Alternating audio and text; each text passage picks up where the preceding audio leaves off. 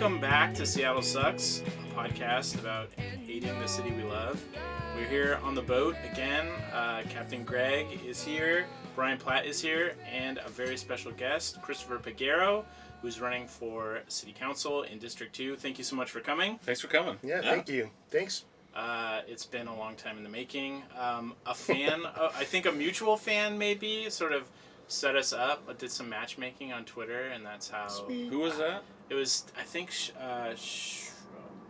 they go by Terramaya as their handle, and their display name is Maya, so, Okay.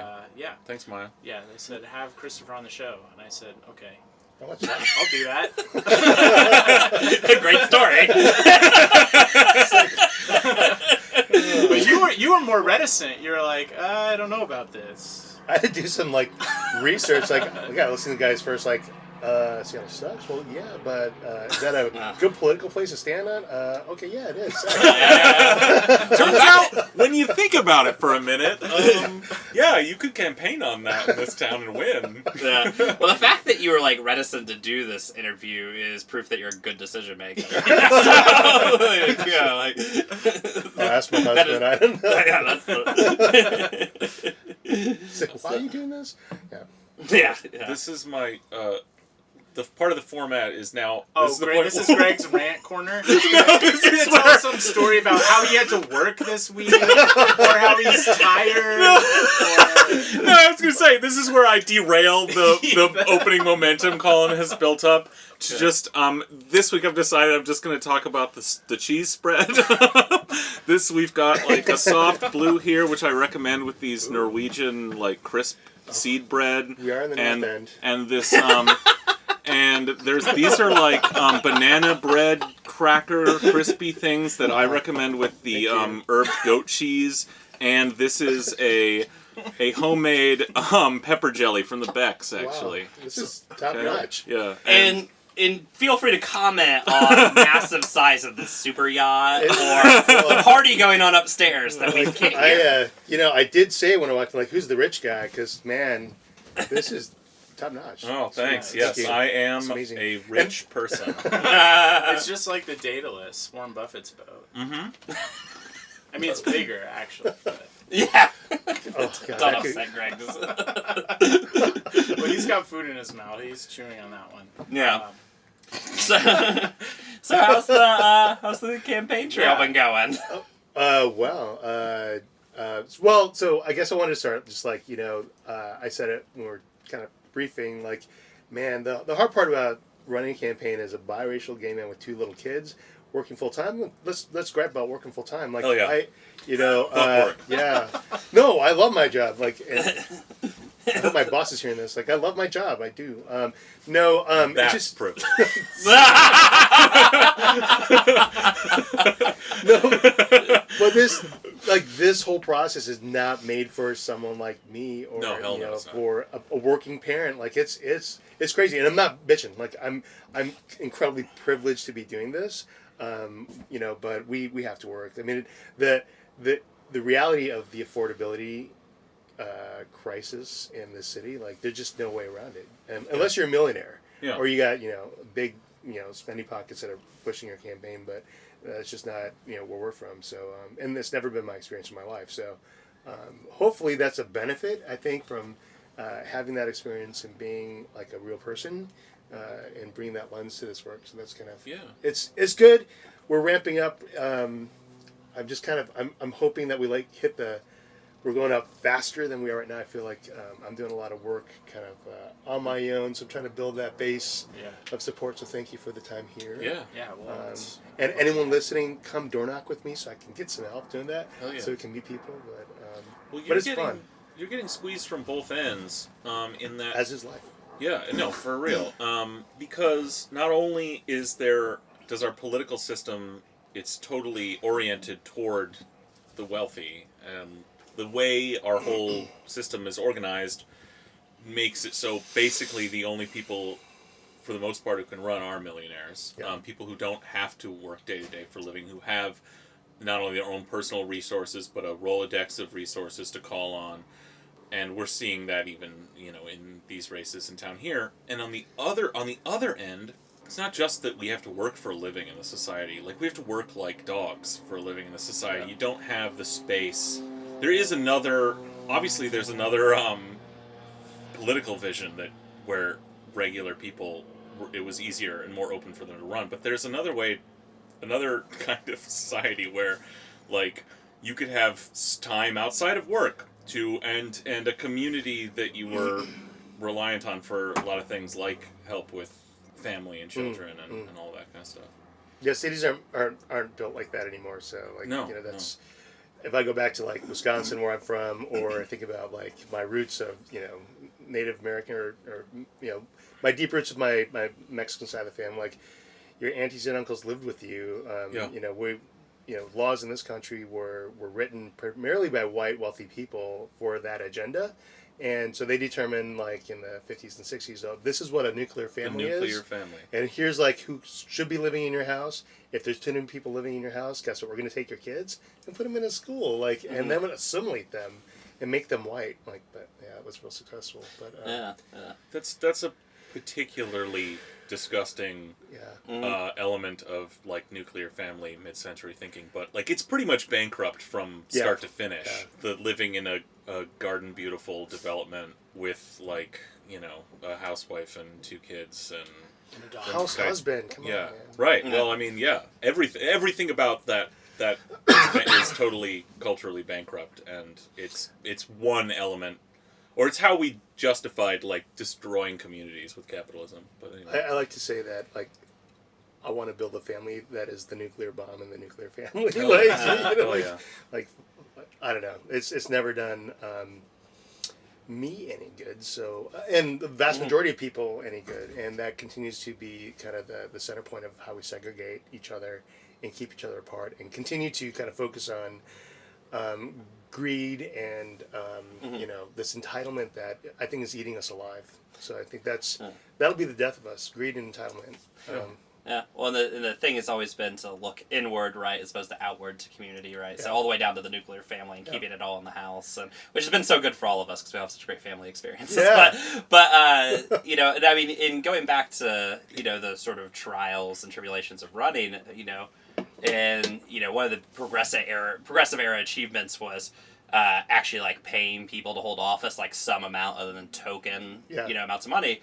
But at the founding of the country, the idea was, well, you either don't pay elected officials or you give them the smallest, like, stipend possible. Yeah. Because otherwise, somebody who isn't a gentleman might run, right? I mean, the language of the time, right? Because holding office is for gentlemen, but, so we started paying, like, actual wages to elected officials so they could do it as a job. But it sounds like, from listening to you, that it's still really hard for, like, a regular person who doesn't have just a giant checkbook or an uncle to write him a check. Yeah.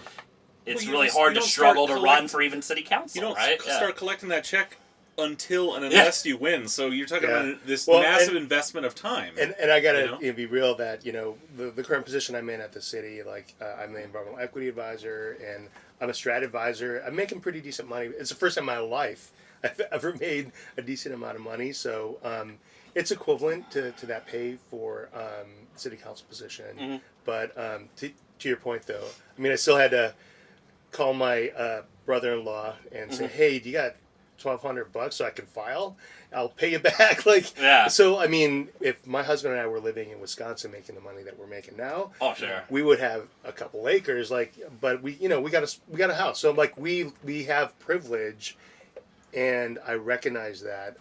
But it's all relative, isn't it? Oh, yeah. And having kids too, like, that's another piece of the puzzle. And having a family.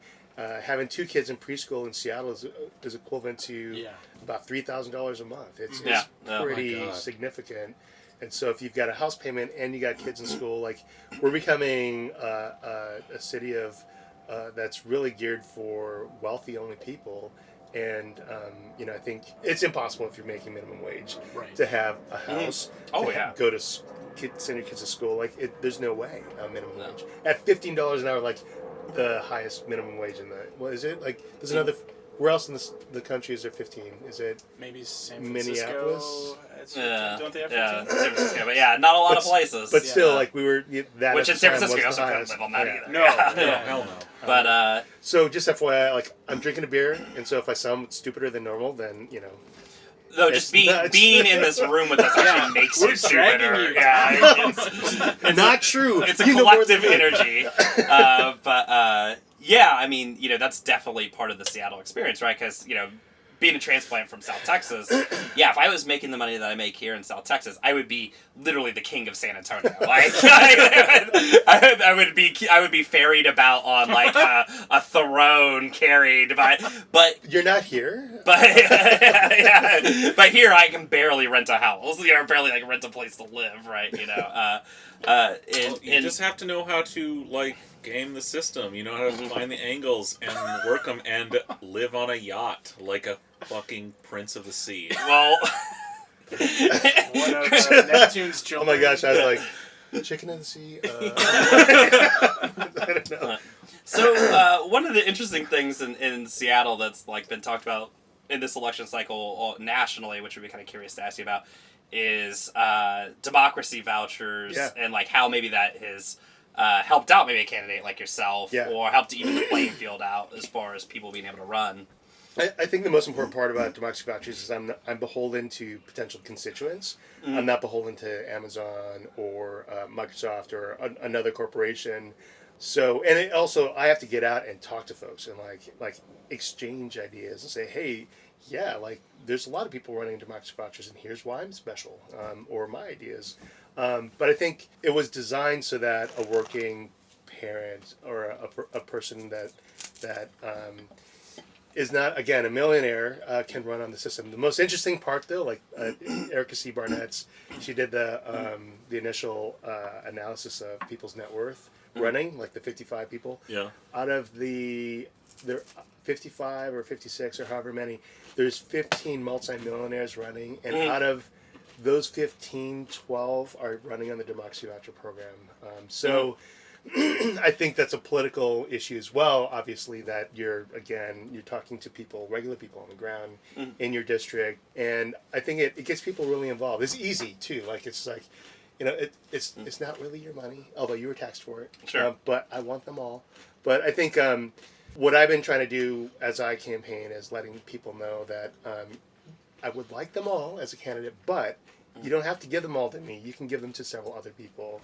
You can give them out to folks in other districts.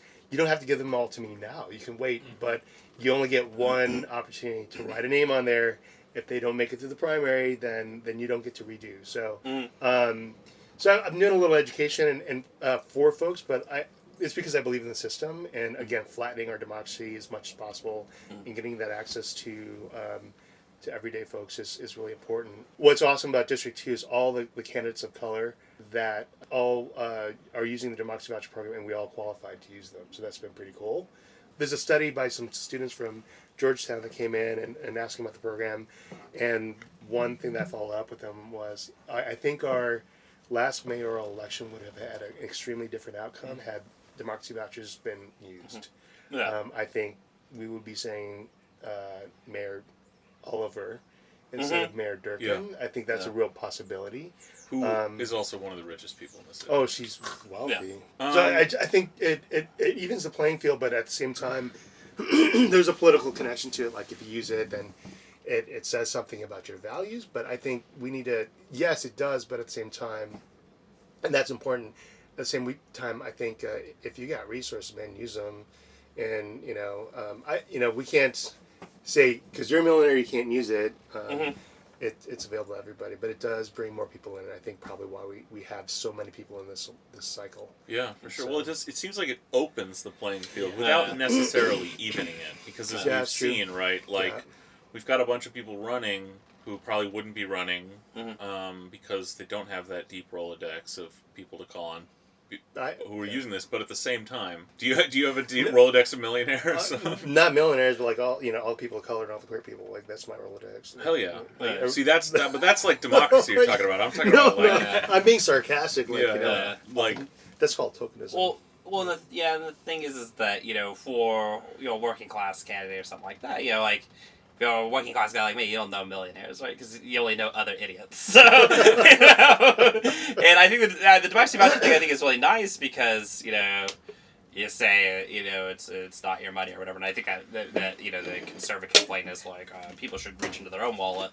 But for most people in the city, like, there's nothing in your own wallet. Like, because you pay $3,000 a month in preschool because you are paying, $2,000 a month in rent, right? Yeah. And all this kind of stuff. And I mean, and it's just shocking how quickly the money is gone. Yeah. And so that's one way where just the cost of the city disenfranchises absolutely. lots of people, and lots of people, and this system can help maybe give them a little bit of a voice back, since I guess money is the voice in politics. So, interesting part, we have a lot of democracy vouchers sitting out there yet. So if you have a democracy voucher and want to use your democracy voucher, I'm looking for your democracy vouchers. So I'm about halfway there to the limit for this cycle, and we need money so we can pay our campaign consultant, get literature out there.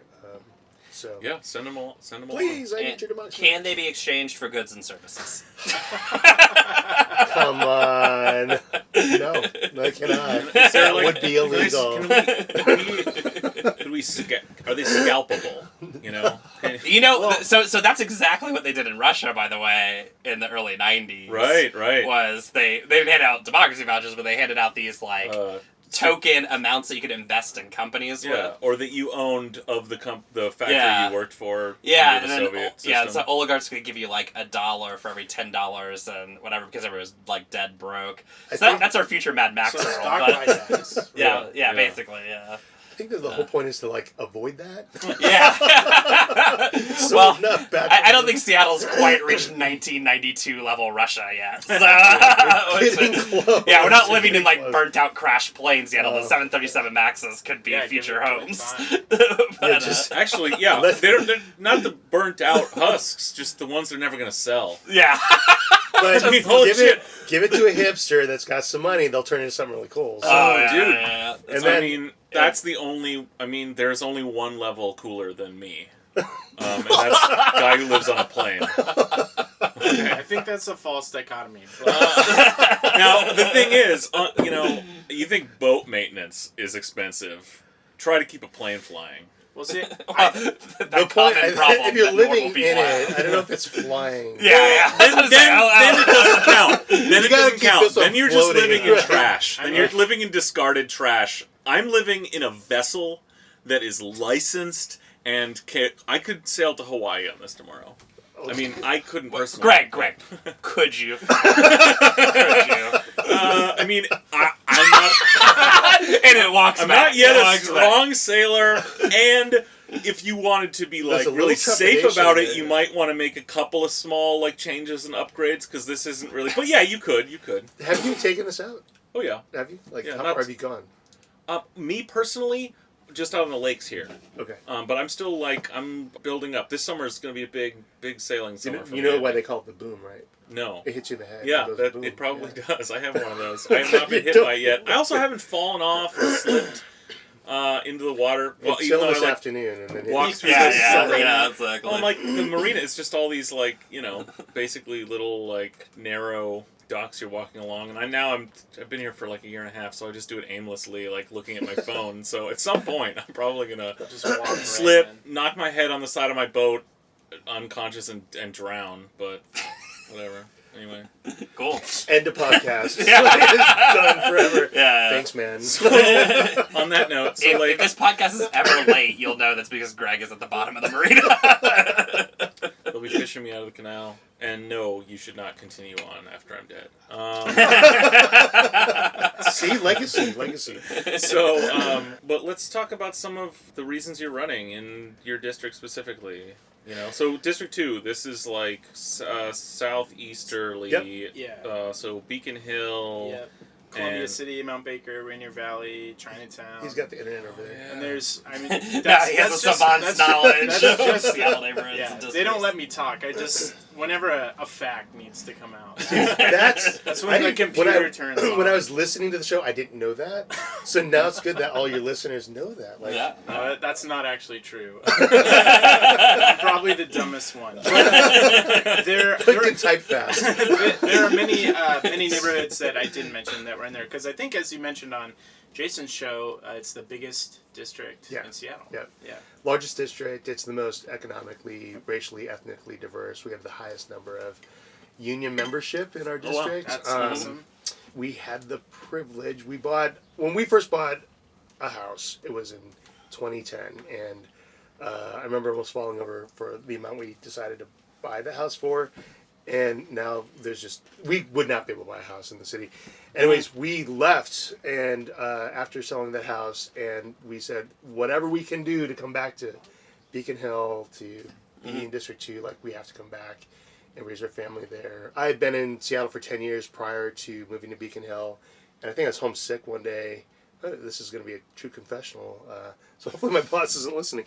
So I went up to the Station Coffee House near El Centro de la Raza, and Roberto Maestas was still alive, and I didn't know who he was at that point, and he was outside with a bunch of buddies, and they were just razzing me like my uncles and my dad used to do, and I'm like, and there was a young couple that walked by. It was a queer couple, multiracial queer couple, an elderly Asian couple that walked by, and here I'm with my dog at a coffee shop, and Roberto Maestas and his guys are like, give me shit, like my family. I'm like, 10 years it's taken me to find my home in Seattle, and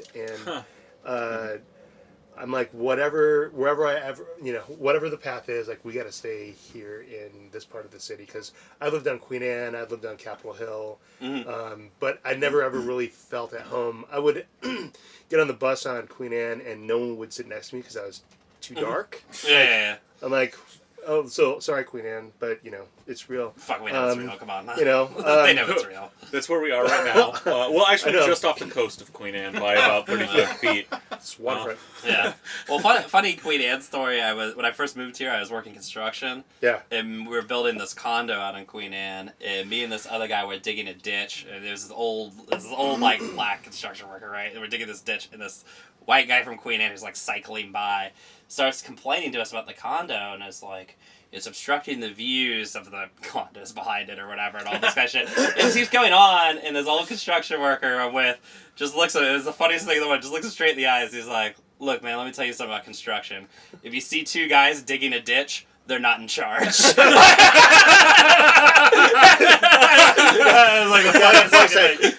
Whoa. Oh, the guy was just like so confused, he just laughed. But like, I mean, I thought I was gonna die. I was like, just bury me in this Why ditch. is this friend of yours not a host of this podcast? Can we exchange you for him, please? It's too funny. Too funny for the show. You're willing to trade up, huh? Yeah. That was better than anything you've ever said. Oh, 100%. Good story. That was a good story. No, I don't know. Like, I don't want to go. I mean, we could go like deeply on like the racial disparity and segregation reality of living in Seattle, but like, we're this super liberal city. But my experience hasn't been so super liberal. Like, it's a lot of talk, but yeah. I mean, initially when I moved here, I was completely unaware, I think, of a lot of it because, man, I came from Wisconsin, so anything outside of Wisconsin was hella liberal, especially for a queer biracial guy. Like, I wasn't going to be camping in the woods anytime soon in Wisconsin. Yeah. But there was some autonomy, anonymity that I was able to live. But seriously, though, it was just weird. Like, one of the most diverse places I'd lived at in my life, yet still so much work to do. When I started at the city of Seattle, like, that was the most diverse employer that I'd ever had, like, racially diverse employer I'd ever had. And we had a race and social justice initiative, which I'm like, holy fuck, like, we're really doing some civil rights work, like, we're radical. And then you're in it for a while. I'm like, oh shit, we got a lot of work to do still. Yeah. So that's what it says on the seal of the city. It says a lot of work to do. shit, we got a lot of work to do. We got a lot of work to do. The realization I kind of made this week was whiteness, or proximity to whiteness, and wealth is a huge blinder to, like, undoing racism, undoing institutional racism, understanding, like, how do we how do we mitigate gentrification, displacement? How do we mitigate disparity? Like, if you've got those blinders on, like, everything's good. Like, I got nothing to worry about. Yeah. And my husband and I, sorry, Anthony, I'm going to bring you up, without asking, when we had a 3-day conversation about white privilege, and for him, as a gay white man who had deep experience in poverty, like, he couldn't see it. Like, his answer was, I don't get white privilege. Like, that doesn't exist. Like, I've experienced poverty my entire life. I've experienced homophobia my entire life, and I broke it down to him this way. I'm like, so here's the simplicity around it. Your last name, my last name. We go get a home loan. I'll get a different interest rate because of my last name alone. Yeah. Nothing else. And so that system is fucked up, and is a foot of oppression. And then you talk about school. You talk about the criminal justice system. You talk about a city government. All these different layers are deep into systemic oppression and racism. And until we start unraveling those pieces, we can't see a difference or an equality, an equity between his last name and my last name and what interest rate we get. Like, that's simple. Like that, it's all fucking tied together, And that's why, unless you have an analysis that includes all of that, the race, and everything else, like, you're not really getting anywhere. And Seattle we're have totally off topic. Like, shit. Sorry. No. That's the name of the show. Off topic. Yeah. Sucks. Yeah, totally. Greg leads us out into deep water and then jumps abandons. Off. Abandons you there. I interrupted your thoughts. No. That's fine. There's not it comes and goes. No, but Seattle, like, obviously the whole entire country is blind to our structural white supremacy. Totally. Seattle is blind to it in this very special hyper liberal way, that you're taught, that is just like super. It's its own like unique. They can't blend. see my eye roll. But let's be serious. I mean, like, the reason why a lot of people in the city are blind to it is because ultimately these structures that you're talking about help their bottom line, right? Yeah. So how does gentrification hurt, like, say, communities of color? A lot of people are blind to it because it's helping their home value. And, this whole system here is the American dream was we would all retire. Mm-hmm. We would all have computers and, like, fucking robots, like, taking care of everything. We'd have, like, vacation, like, 365 days out of the year, right? Yeah. That was the American dream. Yeah, now you just have it for a day out of the year. If you're lucky, right? So the reality is, in this country, income disparity, wage disparity, like, the 1%, like, which is, like, like, they've got control of everything. So, like, that huge disparity in who has what and who doesn't, and those folks who don't, growing continually. I think that promise, like, so many people realize that really getting to that promise of the American dream is so far away from reality, and the only way that you can get there, historically, since our housing policy in this country was developed, was a certain few will get there, but it will be based on the home that you own and your access to build equity within that home. So we've had hyper equity, like, growth in this city that's like our golden ticket. Everyone's won the fucking lottery here. Yeah. If you bought a home, have the home, if you bought a home and you can still afford it, and the property taxes have not priced you out. Fuck yeah, I'm gonna, like, that's my bread and butter when I retire, because then I can go to Mexico, or I can go to Canada, or like wherever the fuck I want to go. That everyone looks like me. Well, maybe not Mexico. Well, me, but y'all. Yeah. That's like what these, like, Magnolia homeowners who, like Colin, who get home. Colin, yes, is also a filthy homeowner. It took the death of my father-in-law to get I'm sorry, man. Did you guys fight for the home? But this is what these are all people who, like you said, won this lottery over the last decades, saw out of just their own, where they came from, the advantages they had, and a little bit of dumb luck, had bought houses. And we're white. Right, including being white. That was the dumb luck that got them into the house. Yeah, that was the first bit of dumb luck. And then now, they're like, they see someone who looks like they might not have 3 bathrooms to choose from in the morning, walking down their street or in a nearby park, and they're immediately thinking, this could slightly threaten this pot of gold that grew up under me out of no action of my own, and that terrifies them. I got nothing to add. I think to maybe draw this conversation to homelessness and the issue of homelessness here, and to kind of draw this out a little bit further, is that when you talk about this sort of systemic inequality that was created through the structure of how homes were awarded in this country and stuff like that, particularly in the post-war period, it wasn't just that a certain group of people exclusively got access to homes, but they were given access to homes with pretty much the express agreement that they would turn their backs on large portions of people. We redlined portions of the city, and that banking system, the home loan system, through a banking process like what I just talked about with my last name, which continues, so predatory lending and all those other things, it's based on arbitrary data, based on those other systemic issues that are roots of poverty, right? So if you come from a demographic that might experience poverty more, then you're going to get a number assigned to you, and then that's, we want to keep those folks out because they'll bring our home values down. So we actively did that through redlining. Ship Canal, which we're sitting on right now. Yeah. People of color could not be north of Ship Canal in Seattle after sunset. Even if you were working for someone up in the North End, that racial history of this city and multiple cities in the United States continues to have ripple effects right now. And so every thing has stemmed from that racial segregation and housing policy, and we have to undo that. I don't want to get too radical because I will never get elected in this city, but I'll give examples of places that have really talked about that. I mean, Minneapolis, eliminating all zones. Every zone is a multifamily zone. We're going to look at all housing options because we recognize the racial history of segregation.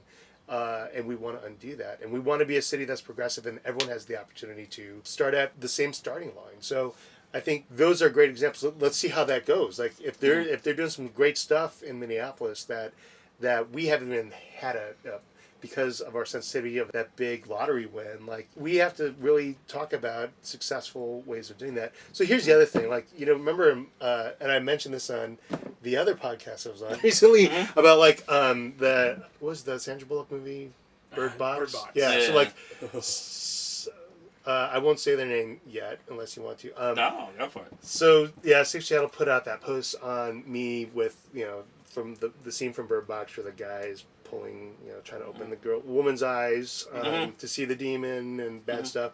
Well, that's my freaking job, man. That's I'm trying to open people's eyes to what racial disparity looks like, those systems of oppression. And so, yes, very much that's my job. But I think, and I think your job is to show those things, right? And I think the idea is that the way home policies work in the United States is we've created a sort of it creates a learned callousness towards other people, right?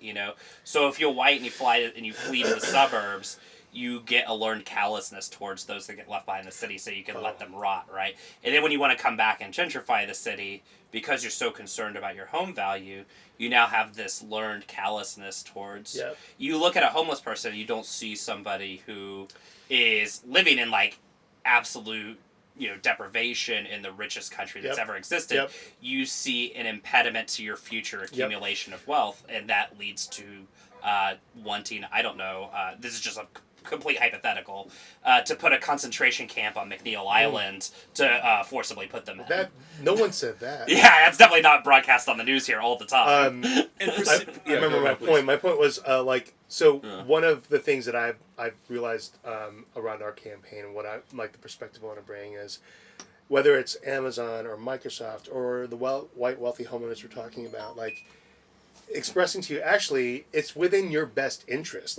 You're maybe not in the short gain, but in the long gain, if we can provide housing to people, we can get people off of the streets.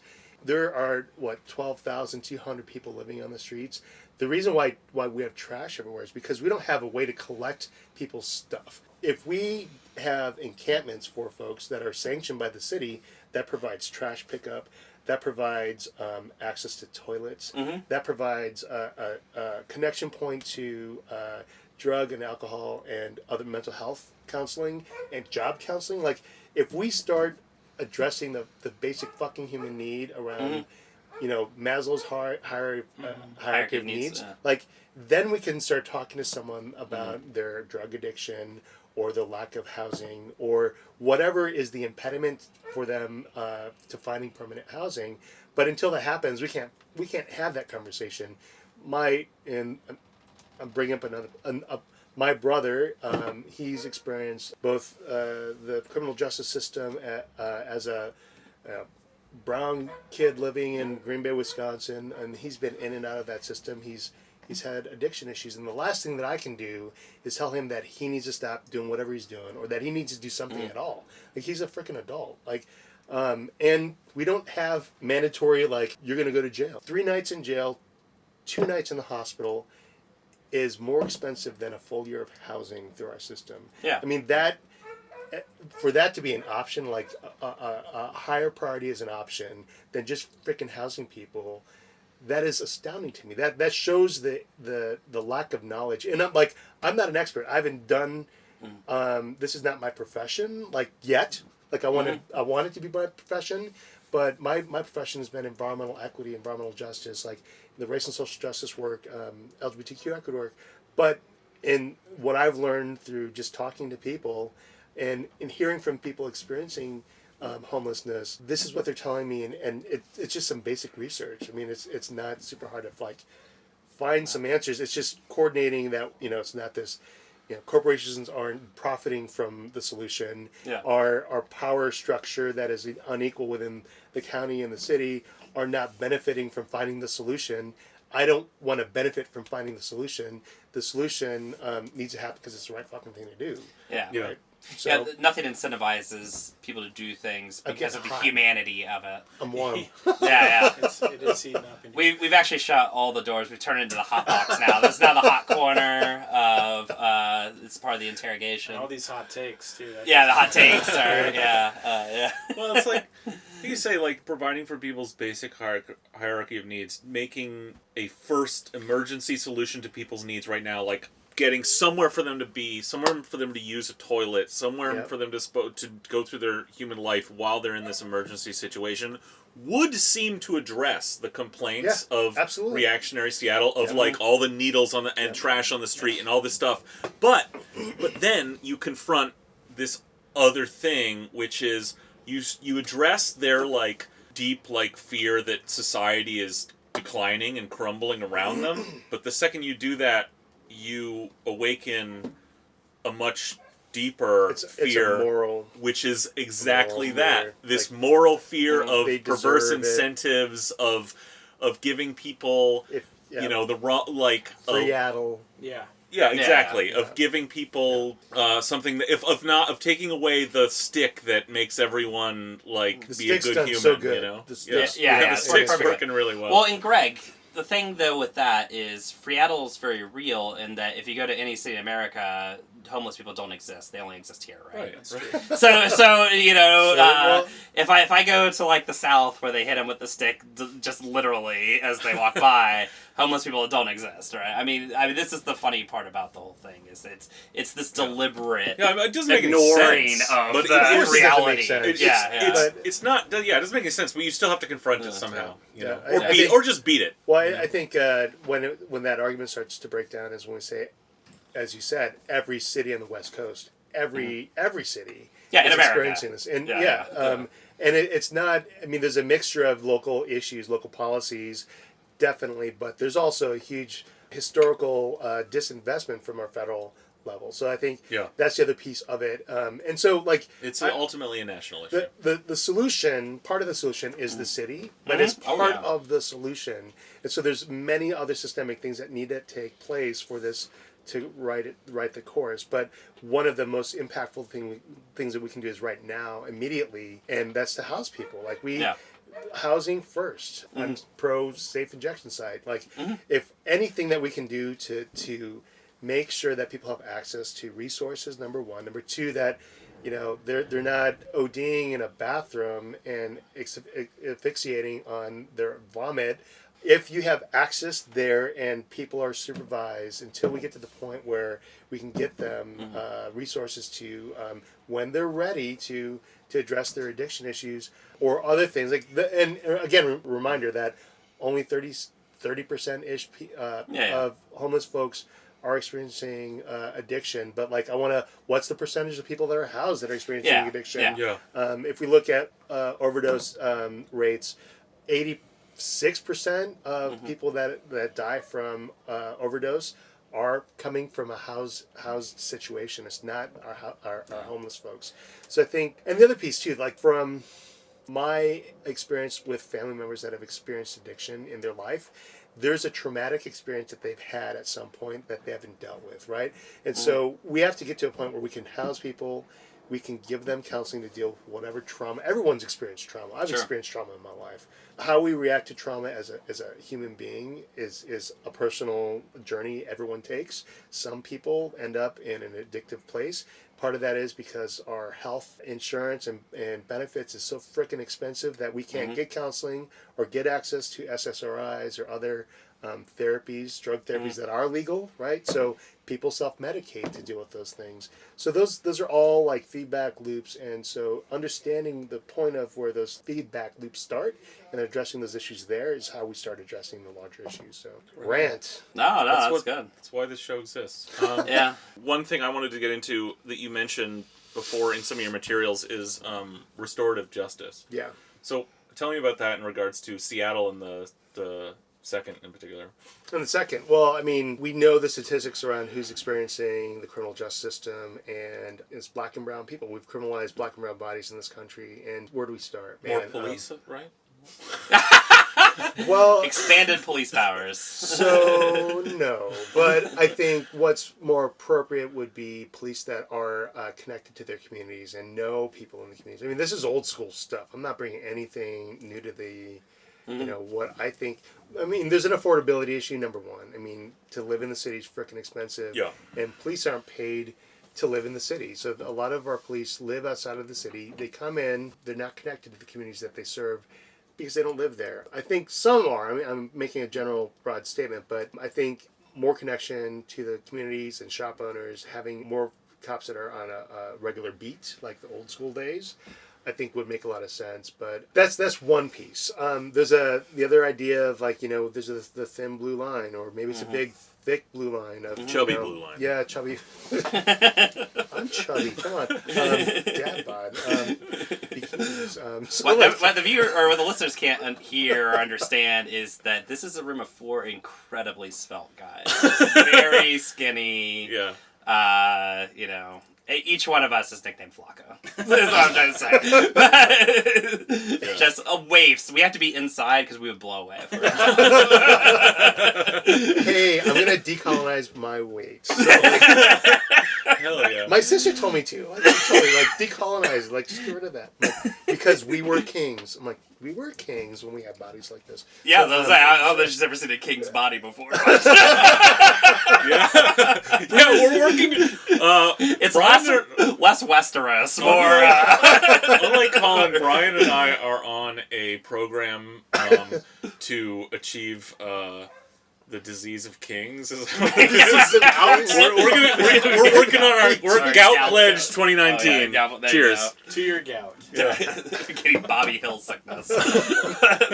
We've digressed.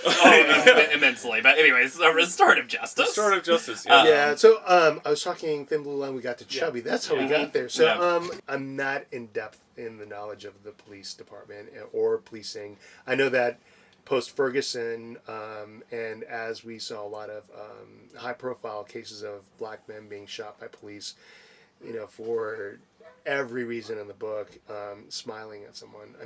It's that egregious, right? So, it really is.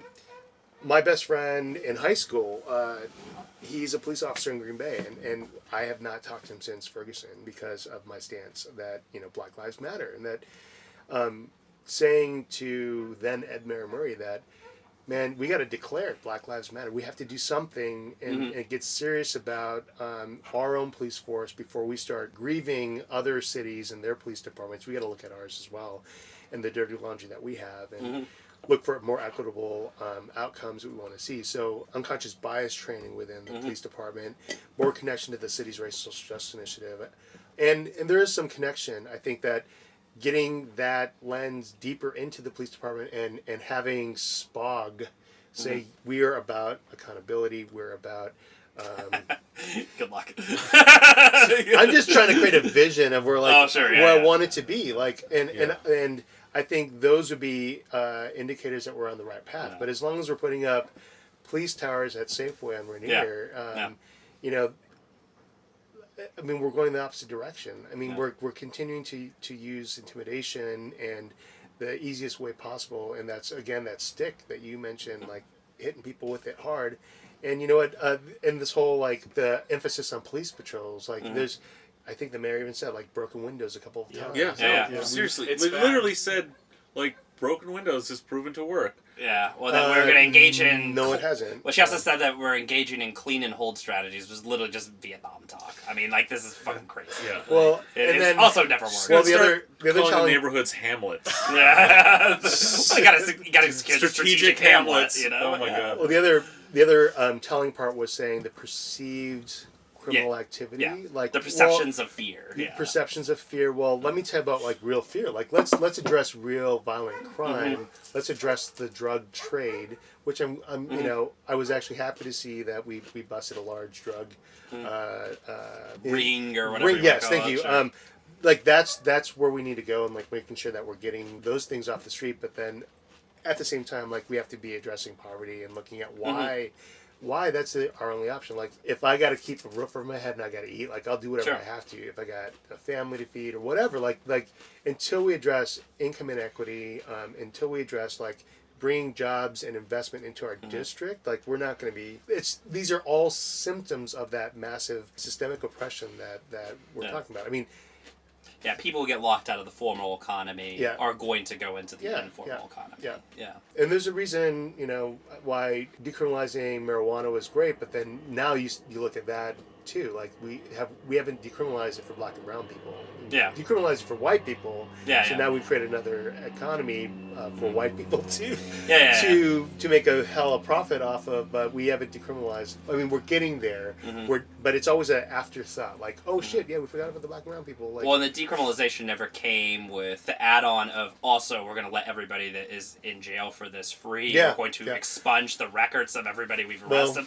And I don't know. Pay him restitution for doing this thing that we good agree luck with is that, a criminal. but at least Michael Bryan has said, like, I mean, he was just saying this a few weeks ago, like, talking about this exactly, like, I mean, his argument was this, basically because our initiative was one of the first in the country, it was kind of stupid and sucks, because it was basically, like, just get it on the board, but now what we have to do is everything you just said, which especially, like, I mean, he is trying to argue to get to a point where no one has to do anything to get their marijuana convictions vacated, but like literally is just a wipe off the board. Like, the city at least is working toward that. That's not ultimately like that's good. Ultimately, they're mostly we're talking about felony charges that are you know, these are gonna this is a much higher level thing, but.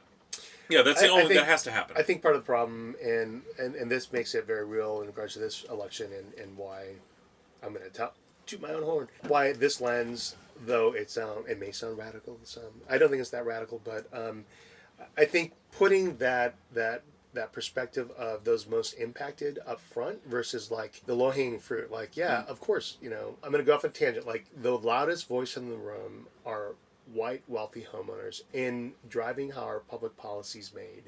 And well, if they weren't the loudest voices, they just wouldn't be heard, Chris. No. Oh, God. I'm sorry. Anyway, so my word, again, to go with the analogy of, like, pulling those eyes open to see the evil, is like showing white, wealthy homeowners, like, and you all are not that bad, but, like, you know, think about other people. It's beneficial that we look at a collective liberation model of how we undo these systems, and guess what? White wealthy homeowners, you too will benefit from that. But, like, the people that have not benefited from the current systems, like we have to change those and radically change them, and we will all benefit from that. Even freaking Microsoft and Amazon will benefit from that change. And I think when it was less of this crisis of affordability, 20 years ago, even before that, 30 years ago, like when Amazon and Microsoft, when they got their footing, it was because of there's a more egalitarian aspect of Seattle at that point. And we've forgotten that because they're so highfalutin into their little towers that they forgot those roots. And I think we need to come back and say, hey, if you reinvest, it'll be good for you. For you, a reinvestment wouldn't take a lot. 3 hours of Bezos' time. So. Well, it's winning the battle that, a more collective, all-in-it-together vision of society is preferable to the war of all against all. Well, that's our time right now, isn't it? I mean, look at Trump. I mean, it's all about me. What do I get? Like, how do I get the spotlight? And then how do I profit off of it? Like, that if that's the only way that we can make any kind of living for ourselves is predatorily off other people, then that's pretty fucked up. Like that's the essence of hell. Like we need to be thinking. Like, we go back to tribal societies, and we have to realize that our survival period is based on everyone else's ability to thrive, right? And we're gonna get there sooner than later if we don't figure this out. Like, how come none of you guys are swearing? Like, we're the only ones swearing on the show. I feel like bad. I think we're all like somehow switching our brain. We're like on best behavior because we have company. Oh, yeah. That's why we took the plastic off the couch. I mean, hell, that's why we got clothes on. Yeah. Wow. Yeah, it's genuinely too hot for clothes. I brought my Speedo. There's a swim step. Yeah, it's like, hey, we can all get into it. Come back to my boat. We can swim in the marina. There's a swim step. You might get electrocuted from the ground lines from all these boats, or like just get a disease from the canal. But also there's a sheen of oil on any water in any marina. So. Greg, I grew up swimming on the Texas coast. I'm cool with the sheen of oil. but yeah. Houston, man. Houston. Yeah. Oh. So, I don't know. I have a question back. Like, go ahead. Anything that I've said, like, is it sparking, like, oh, we didn't realize you were that radical? Or, like, okay. I was like, I'm doing a time check. No, not even remotely. Because, you're in an admirable quest to get on the city council, which is essentially a work from within to change the system kind of attitude. You're going to try and get in the system. I've been doing that for 12 years. We're podcasters on a boat. but what I was going to say is, you're on the boat here with Brian Platt, who, on the subject of American policing, is one of the American left's most prominent cranks.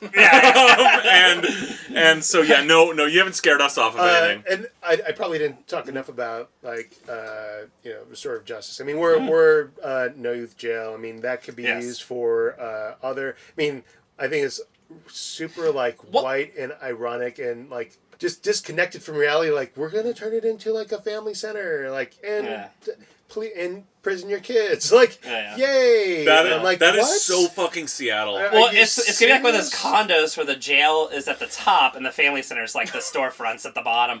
But the thing is with Starbucks. Yeah, exactly. Naturally, probably a roaster. But this is the Seattle thing of the rest of the country would not need to bother with that level of insane horseshit. But in this town, for this reactionary shit, the idea that we put any kids in fucking jail or prison is fucking insane and disgusting. Thank you for saying fuck. And this, oh my god, in this town, instead of just saying, well, they're criminals, which is what everyone's really thinking. No, there's Seattle liberals who are like, well, that's really what's in the back of their head, but they have to, because of our weird politics here, they have to come up with these crazy things like that. Well, they need a dumb facade to hide their reactionary tendencies. I think they not even to hide it from themselves, too. To hide it, because Yeah. No, I think that's better because they're going, well, they did something wrong. They have to pay their debt to society. So it's going to be a American nice liberalism is essentially very punitive. It's like summer camp. That 13-year-old has to be put in a cage. As possible. So, my question to you, though, is, you said say there's better things we could spend our money on, but what better thing is there to spend our money on than putting a 10-year-old inside a cage? Yeah, or putting them in solitary confinement. Maybe making sure that Rainier Beach High School has more than $2,000 in their PTA budget. I mean, and I don't know what's the other school in the north. I don't go north of downtown much anymore. Yeah. So this is like I should have brought my passport. Anyways, here is the close one is. Anyways, like North Garfield. There was like almost $3 million in one PTA up in the North End, and Rainier Beach. It was on the HBO special, right? Yeah. Like, and that's all tied. Oh, because Jesse Agopian. Yeah, so that's all tied to property tax. Yeah. Like how we fund systems, which is amazing. Like that's a shitty system in general. In the country, but within a municipality, within the city itself, that it's literally based on the neighborhood, not even just aggregated for the city. Like that'd be stupid anyway. But based on the neighborhood, yet the kids have to apply to the high school. Right. But the other part of it too is I was talking to a teacher earlier this week, and she was telling me that it's not just this property tax bullshit, but that it's the money the parents in the district can raise. So whether or not your school has like special education programs and things like that is fully determinant on whether you have wealthy parents with expendable income in your neighborhood and time willing to like spend organize money that on shit. It. Yeah, and willing to spend money. And I mean, that is fucking crazy. I'm gonna say. I may be a little radical, but my experience with public school was, hey, Peguero. Oh, where's that from? Are you Italian? We're gonna put you in remedial reading and writing class because you're Mexican. The other one was I got a D in a test in math class, and like I was struggling. I wanted to do better. I'm like, hey, teach. How can I do better? Like, oh, but you're Mexican. This is like right where you're supposed to be. Like, you're doing great. Like, keep it up, kid. Like, that was my experience in public school in Green Bay, Wisconsin. Yeah, thanks, teach. Yeah, and as a little kid, like I didn't know like what does that mean. I got a report. There was on my report card. My parents went and was pissed at the teacher and said, "Chris will not get by in good looks and charm alone." And I'm like, so first off, I mean. So this whole run for city council, I'm like, good looks though. Good looks and charming. I think you're looking at all the wrong parts. I think it sounds like that report card put you on the path to where you are today. You're like, I'm good looking and charming. I'm going to defy this awful teacher. Good looks and charm is 90% of the world. That's why we're broke. Like good looks and charm will literally get you everywhere. I'm like, Mom, what does this mean? She's like, we're going to go talk to your teacher. And they might to get my dad off, to go to school. That was something. But Well, that was like my experience, like going to school. Like, what the fuck? Anyways, so thanks, teach. Thanks. Just throw it out. But that shit still happens. Like But on a different level, or we're justifying it because oftentimes it's like, if there's any difference, it's so easy to dehumanize in other folks if they don't look or act or speak or drive the same car. I mean, those are all the basic things of like this disparity and how the systems work. And until we humanize the homeless and see ourselves within the homeless population in the city, or see all of ourselves like one or two paychecks or an emergency way, we're never going to really deal with it. Until we see black and brown kids in the South End, as our own kids, every single one of us on the North End too sees that as like that's not just that those are our kids too. Like we have a vested interest that all of our kids are succeeding in this city. Then we're not going to address those issues. One thing that I'd love to bring in is like if we had an Amazon or a Microsoft that said, hey, we recognize the disparity in this community and our impact on being here and what that has done and driving people away. We need to reinvest in these communities and build programs, educational programs, so that you can also come work for us someday, versus us importing all these people that do the work and add to the income disparity here. And I'd like to see something like that. I'm hopeful that we could do that. I want to believe that we can do that, and I want to find Salesforce was asking some of those questions in San Francisco. Like, we see the benefit of us being part of the solutions versus only the driver of the problem. Where they misstepped recently was giving $30 million to study the problem of homelessness. Like, sure. We know where fucking homelessness comes from, and the issue is like, no, let's reinvest it into the folks that are experiencing it versus another fucking study. Well, it sounds like how many times have I sworn? It's fine. Like, I say Have darn it on here all the Goodfellas? time. So, I say... You're from Texas, though. Yeah. Oh, fuck, dude, come on. But anyways, yeah, and I think look, this is the good liberal kind of evasion. The conservative evasion is always just like the homeless are bugs and should be stomped on. The good liberal evasion is let's just do another study. Yeah. And as if the problem of homelessness isn't right there in the title, right? Like, they're homeless. You know what would make them... Yeah. Let's make them home full. And then problem solved. But in the question of schools, I mean, it is truly astonishing that in Seattle and the state of Washington that we have these schools that are underfunded in a state that is relatively incredibly wealthy. Yep. And that has to do with things like not being able to collect taxes. Yep. Income. Yeah. You need an income tax. And then our sales taxes do, it's astronomical. We have a completely regressive tax system, right? So only poor people pay. Yeah, only poor people Listen, pay taxes. if America didn't have Washington State, what we would have is a massive problem with offshore seasteading. Okay, this is a release valve that keeps millionaires and billionaire libertarians tied to the ground from filibustering their own nations offshore. Okay, there's no need. There's just not enough of an incentive because we have Washington State. So you said libertarian, and I remember when that switch hit in my mind, because we had been arguing how liberal Seattle was forever, and oh, no, we're fucking libertarian, man. Mm-hmm. That's what it is. This town was founded by a bunch of hippies that then got old and got some money, and now they're libertarian. So they were smoking pot back in the 60s and 70s and all about peace, love, and co-ops. And then they got some cash, and they got old, oh shit, this isn't going to work. So, and their home value went up. And their home, that's what I'm saying. That's where the cash came in, so they turned libertarian. I think that's the other thing, is God, like I said, that access to wealth and whiteness and proximity to whiteness becomes a huge blinder. Of course, libertarianism makes sense. I wanted to start a punk rock band called Ayn Rand is Dead. I thought that'd be kind of cool. But they got to be. It's also informative. Super, right in the title. super queer and black and brown, punk rock band. There you go. I have to sing. That would be a new wave of punk that maybe could have some value. What? I got a brilliant idea. You heard it here first. Chris is no longer running for city council. He is starting a band.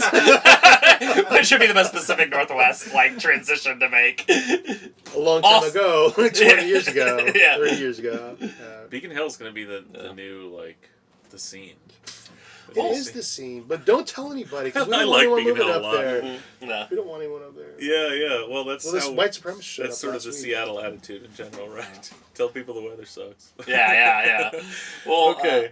So the libertarian thing kind of reminds me of longtime listeners will understand that I'm sort of the Sean Hannity to Greg and Colin's Alan Combs. Yes. And so you're Texan. Yeah, and so when looking into your political platform and everything, these guys, they're going on CNN, they're going on MSNBC.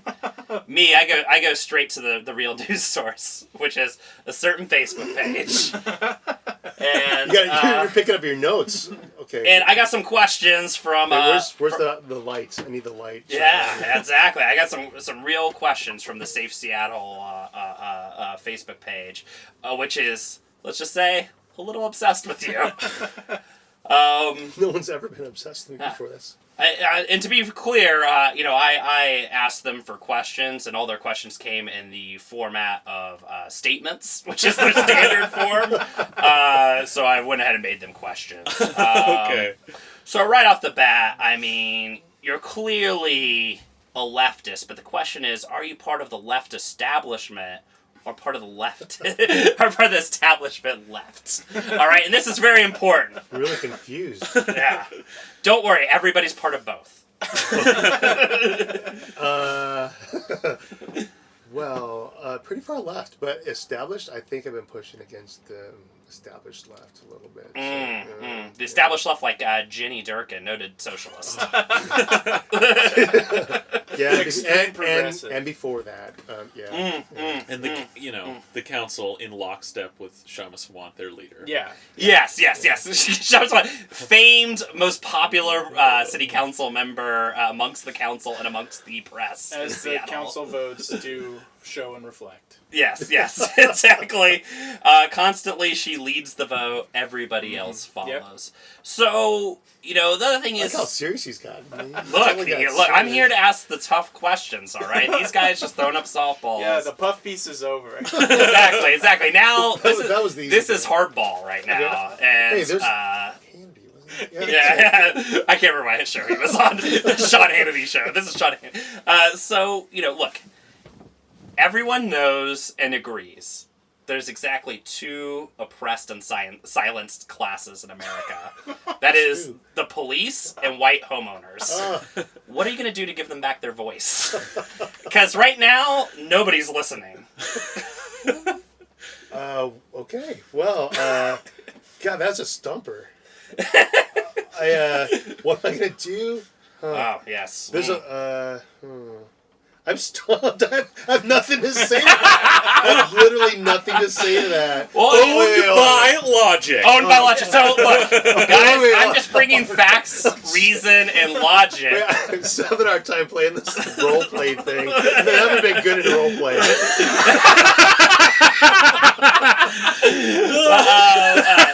He turned red again. So, yeah, I mean,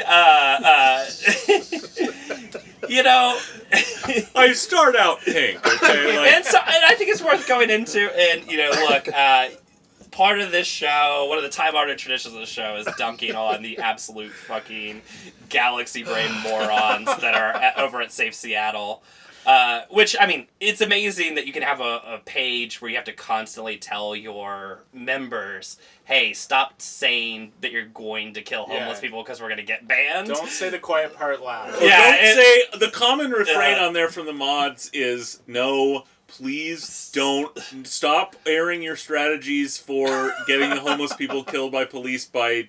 saying to the 911 operator that they have a machine gun. Yeah. Or that you're having a heart attack. Or or any other, crazy shit. Go ahead. I of course, just for my own safety and my family's safety, I'm monitoring, but I'm not engaging because I don't want to give them legitimacy. I think there's, a few very few lonely people that are just kind of in the basements, kind of doing a lot of research. I mean...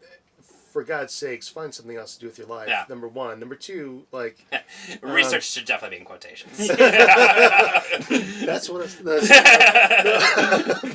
No, but I think it's a voice. It's a loud voice. Man, I believe in humanity so much more than giving that voice an opportunity to be the loudest voice. And so I'm not going to give it a voice. And that's why I chose not to do the... no, they're different. Oh, they're absolutely not different. Yeah, and we should not engage that lie in any way. But my point was, I'm not a libertarian.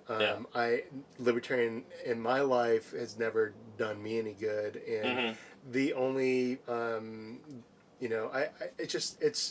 believe in good people, and maybe that's my Midwestern stupidity coming through. I believe in humanity and that we have to come together and solve these issues, and that we all have to have skin in the game, and fear is a tactic, hatred is a tactic, but I guess I don't want to give voice and time to that, and so they can post stuff about me, and I had the opportunity. I did a little bit of planning before announcing I was going to run, but the question from my husband and friends of mine were you need to clean up all the stuff that you've done in the past around race and social justice work and equity work, and using your Facebook as a platform for that work. I'm no, that's my legacy, that's my work. I want my kids someday to read my Facebook when I'm long gone, and to say, this is what our dad was about and what he believed in, and I'm not gonna scrub it because of some hyperbole of like conspiracy theory and all this other stuff like that. Those are dead ends. So like I got to rise above that and look for real data-driven solutions.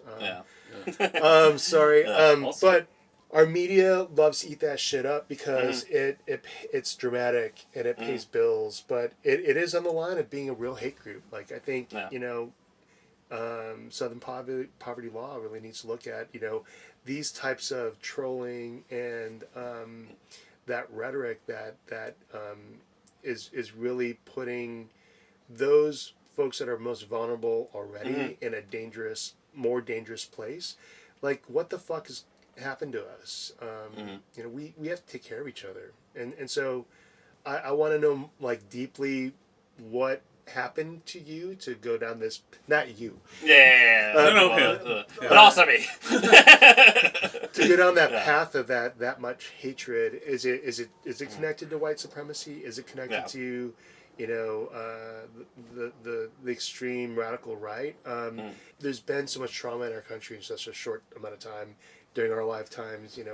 We talked earlier about before the show started about 9/11 and kind of like those being informative to us, but those things put us on this path of militarization with our police. It really put at stake and unveiled who has access to resources and who doesn't, and how do we make a boogeyman or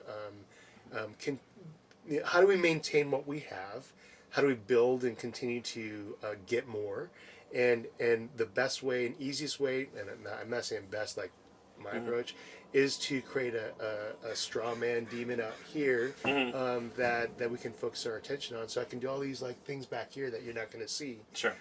That is a real conspiracy. Like that's really what's happening. Yeah.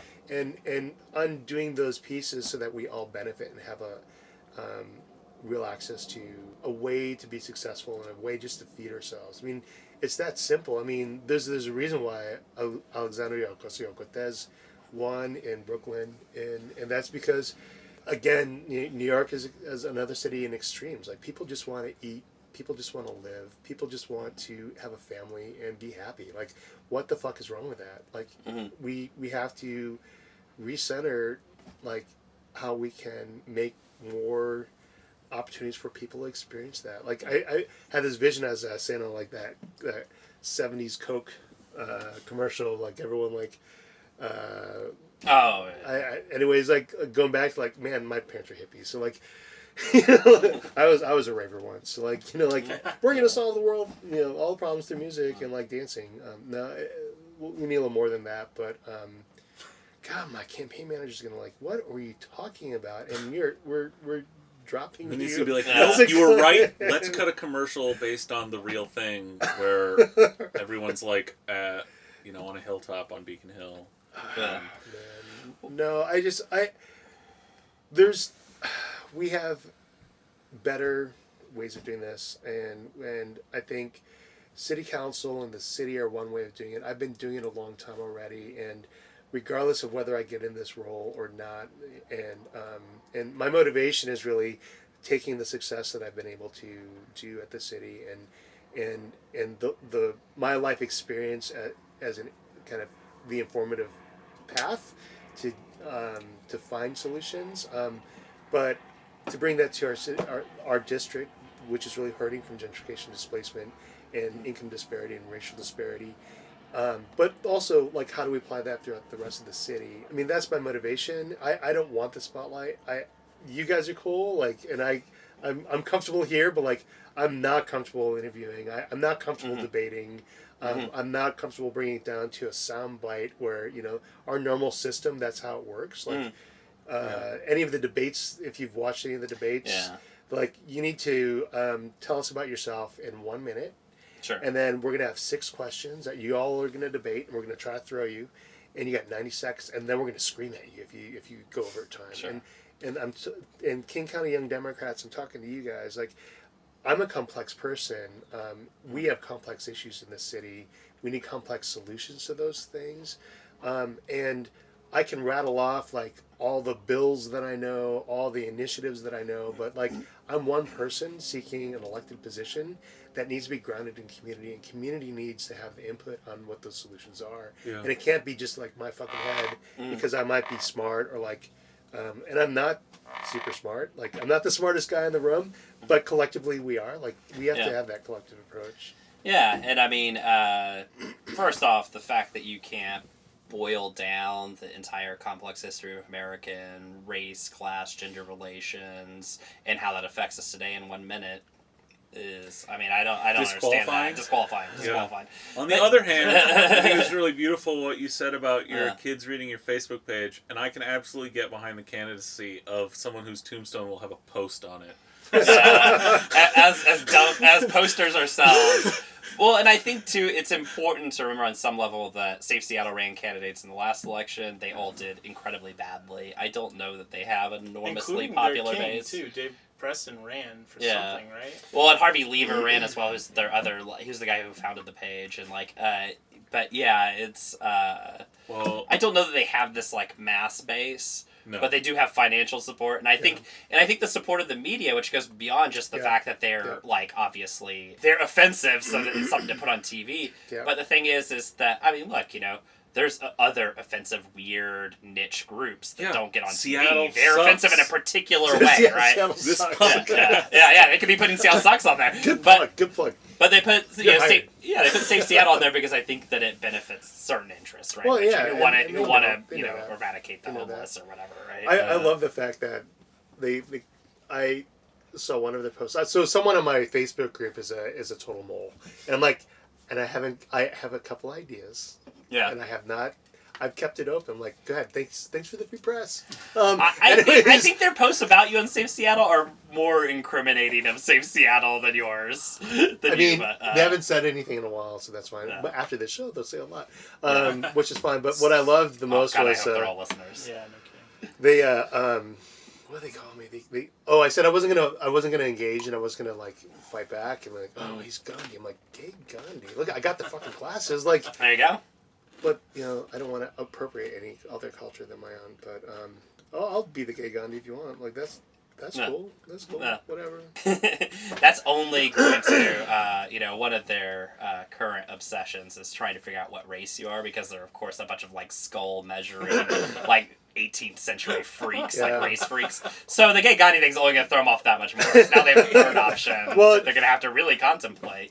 So here's the thing, though, like that actually is an interesting piece. Like I'm Native American Mexican, and we have European. Like I did the 23andMe. As we've talked about the systemic racism, I benefit from whiteness because of my you can't determine like right off the bat. Like I've been all over the world, and wherever I go, like they're like, oh, you must be the indigenous person of this place, which is like that's a great thanks for saying that, but. The obvious thing, or obvious answer, is I'm not white. Yeah. And I've tried my whole life to be white, and it's not working. So well, we talked earlier after 9/11, right? Yeah. You got to have the special privilege of stopping at every airport security. Yeah. Well, I had a friend who was a Latina woman in Texas who went to she took a trip to Italy and got yelled at by everybody in Italy because they thought she was Roma, and it really does show the both flexibility and stupidity of race as like as some sort of like real concept. There's another part to that though, and that's colorism that we experience within our own racial groups, and again that's I think as we experience economic inequity and poverty, like I think from my own experience, like the attachment of like that my race and the darker that I am is a symptom of me not being prosperous, like which is a reality. It was only after I had met my husband that I really got into a lot of the racial work that I've been doing. And my sister said a long time ago, like, why do you always hang out with white guys? Like, you just date someone black or brown. I'm like, but I didn't understand. Like, I didn't have the knowledge. It was so unconscious within my own self. Like, I didn't realize the racism that I held within my own self. Like the unconscious homophobia, unconscious racism that I held within myself. And I thank the city for allowing me the ability to get deeply involved with the city's race and social justice initiative, to deeply understand those pieces and unpack that for myself. I mean, so I benefit from not only my indeterminate race, even though I'm not white, but I also benefit from being married to a white man, having 2 white children. Like I will never have the talk with my children of what they need to do if they're pulled over. Like that's the reality that I face, but my kids need to know that reality for many of their friends, right? And so it's so fucked up that we have to continue that reality in this country, and that so many people don't even understand it or know it or won't accept it or say that we've reached, it's post-Obama, like we're in racial whatever. But like every day I could pick up the phone right now and just show you like how racism is playing out right now in real time. Yeah. So the hard part too is being a queer person of color. Like as you layer those oppressions on, those impacts are also additive. Well, in the sense that maybe somebody's cool with you racially but hates you for another reason. Yeah. So it's just like another little add-on that they can have like a really shitty fucking attitude about. Yeah, but like the hard part is like my I can only speak for myself. Like I'm out to everybody in the city, so I could never do this like here in Seattle. Like not be gay, but like I'm cisgender, so that means like I fit my biological body in what's in my head. And so for a long time, part of me, I would have to come out all the time to everybody because like they didn't know, or like someone would hit on me. I'm like, sorry, I don't like girls. I like guys. Like, oh, what? Like you're gay? Like that conversation. But every day I wake up and I'm not white. Yeah. And so the systems themselves, as I walk through downtown Seattle, like my experience is not a white experience. It's a person of color or indeterminate experience. Well, there's no closet for being. There's no closet for being not white, right? Yeah, so, and then in our country, the anti-blackness is so embedded into our culture that the darker you are, the more severe your experience with racism is, or potential to experience it. So I think as a Latino indigenous person, we have to be real in regards to how our communities hold anti-blackness and hold that up front and reverse that. And again, move towards collective liberation, that that none of us can be oppressed, and anyone of color or of an oppressed background, we cannot experience freedom or liberation until we're all free. I mean, these are like tenets of like civil rights movement, like deep down, like, so like we have to remember those things. And, I think we were deliberate in launching our campaign on MLK Day because of that work and my commitment to the work around civil rights and racial social justice. And I'm sure, I don't know all the answers. I'm still learning a lot.